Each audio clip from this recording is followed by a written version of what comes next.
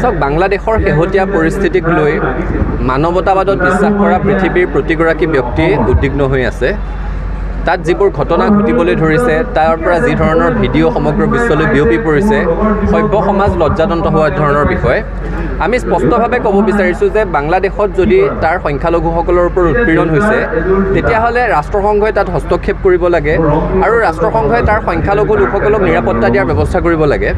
নিকটৱৰ্তী এখন বৃহৎ ৰাষ্ট্ৰ হিচাপে ভাৰতবৰ্ষয়ো কূটনৈতিকভাৱে বাংলাদেশত থকা যিসকল ধৰ্মীয় সংখ্যালঘু লোক আছে, তেওঁলোকক তাত কেনেকৈ সহায় সাৰথি পাৰে কৰক।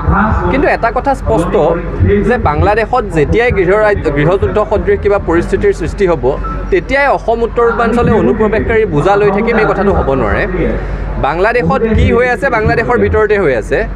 বাংলাদেশত কাৰোবাৰ ওপৰত উৎপীড়ন চলিছে বুলি অসম উত্তৰ পূৰ্বাঞ্চলে পুনৰ যাতে কোনো কাৰণত বোজা ল'বলগীয়া নহয় অবৈধ বিদেশীৰ, সেই কথাটোৰ কাৰণে আমি স্পষ্টভাৱে সকীয়াইছোঁ। আৰু ইতিমধ্যে সদৌ অসম ছাত্ৰ সন্থাই উদ্বিগ্নতা প্ৰকাশ কৰাৰ লগে লগে উত্তৰ পূৰ্বাঞ্চল ছাত্ৰ সংগঠনৰ তৰফৰ পৰাও কেন্দ্ৰীয় গৃহমন্ত্ৰী আৰু প্ৰধানমন্ত্ৰীলৈ আমি পত্ৰ প্ৰেৰণ কৰিছোঁ। আমি তাত স্পষ্টভাৱে এই কথাখিনিয়ে উল্লেখ কৰিছোঁ যে উত্তৰ পূৰ্বাঞ্চলৰ 4খনকৈ ৰাজ্যই বাংলাদেশৰ সৈতে সীমা শ্বেয়াৰ কৰে। গতিকে যেতিয়াই দেখিছোঁ গৃহযুদ্ধ সদৃশ কিবা পৰিৱেশৰ সৃষ্টি হৈছে, সেয়া 1947 চনৰ ভাৰত বিভাজনৰ সময়তেই হওক বা সেয়া 1971 চনৰ বাংলাদেশৰ স্বতন্ত্ৰতা সংগ্ৰামৰ সময়তেই হওক, তেতিয়াই অসম উত্তৰ পূৰ্বাঞ্চলে অবৈধ বিদেশীৰ বোজা ল'বলগীয়া হৈছে। ত্ৰিপুৰাত ইতিমধ্যে জনগাঁথনি সম্পূৰ্ণ সলনি হৈ গ'ল। অসমতো আমি দেখিছোঁ যে অসমৰ কেইবাখনো জিলাত জনগাঁথনি সম্পূৰ্ণৰূপে সলনি হৈ গ'ল। এতিয়া যাতে আৰু সেই পৰিৱেশটোৰ সৃষ্টি নহয়, সেই সংকটটো যাতে আৰু ঘনীভূত নহয়, তাৰ কাৰণে আমি স্পষ্টকৈ দাবী জনাইছোঁ যে ভাৰত বাংলাদেশ সীমান্তত কটকটীয়া নিৰাপত্তাৰ ব্যৱস্থা কৰিব লাগে আৰু একে সময়তে হিন্দুৱেই হওক মুছলমানেই হওক এজনো অনুপ্ৰৱেশকাৰীৰ বোজা যাতে অসমৰ ওপৰত জাপি নিদিয়ে, তাৰ কাৰণে স্পষ্টকৈ সকীয়াই দিছোঁ। অসম চুক্তি 860গৰাকী শ্বহীদৰ ত্যাগৰ ফল।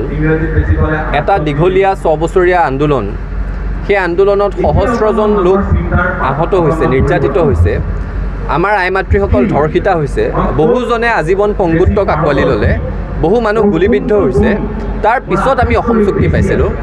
অসম চুক্তি অনুসৰি এটা ভিত্তিবৰ্ষ নিৰ্ধাৰণ কৰি দিয়া গৈছিল যে 1971 চনৰ 24 মাৰ্চ, যিখিনি সময়ত গোটেই দেশত ভিত্তিবৰ্ষ 1948 চন, আমি 860গৰাকীয়ে প্ৰাণ আহুতি দিয়াৰ পিছতো বুজাবুজি কৰি 1971 চনলৈকে অসমৰ মানুহে আঁকোৱালি ল'বলৈ সিদ্ধান্ত লৈছোঁ। আমাৰ বহল অন্তৰ আমি তেতিয়াই দেখুৱাই দিছোঁ।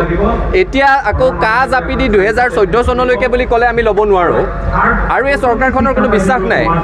তেওঁলোকৰ অসমৰ খিলঞ্জীয়া মানুহতকৈ বহিৰাষ্ট্ৰত থকা অবৈধ বিদেশী হিন্দুৰ প্ৰতিহে তেওঁলোকৰ দৰদ বেছি। কোনো ঐতিহাসিকভাৱে ৰাজনৈতিকভাৱে তাৎপৰ্য নোহোৱা এটা ভিত্তিবৰ্ষ 2014 চনৰ 31 ডিচেম্বৰটো কাৰ জৰিয়তে জাপি দিছে। এতিয়া যে বাংলাদেশত গৃহযুদ্ধ চলি আছে বুলি কাৰ ভিত্তিবৰ্ষ আকৌ 14ৰ পৰা আনি 24 নকৰিব, তাৰ কোনো নিশ্চয়তা নাই। সেইকাৰণে আৰম্ভণিৰে পৰা সকীয়াই থকাৰ প্ৰয়োজন। আৰম্ভণিৰে পৰাই আমাৰ কথা স্পষ্টকৈ বাৰ্তা দিয়াৰ প্ৰয়োজন যে হিন্দুৱেই হওক মুছলমানেই হওক, অসম চুক্তিয়ে যি ভিত্তিবৰ্ষ থিৰাং কৰি দিছে, সেই ভিত্তিবৰ্ষৰ পিছত এজনো অবৈধ হিন্দু মুছলমান বাংলাদেশীক অসমৰ মানুহে আদৰি নলয়।